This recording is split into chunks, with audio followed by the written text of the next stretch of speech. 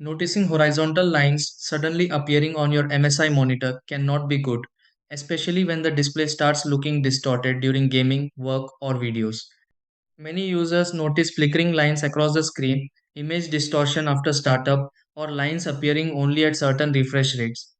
Sometimes the monitor works normally for a while, yet the lines suddenly return again. In many situations, an MSI monitor horizontal lines issue can happen because of loose display cables, refresh rate conflicts, graphics communication problems, or temporary monitor glitches.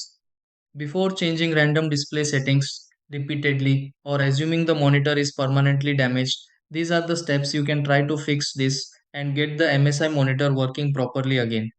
Steps to fix it. 1. Check the HDMI or DisplayPort cable carefully and reconnect it securely to both the MSI monitor and computer. 2. Restart the MSI monitor and computer completely to refresh temporary display communication properly. Number 3. Change the monitor refresh rate in display settings because unsupported settings may trigger horizontal lines. 4. Try another display cable or different port to check whether the MSI monitor responds more normally. 5. Open a video or desktop screen and confirm whether the horizontal lines disappear afterward.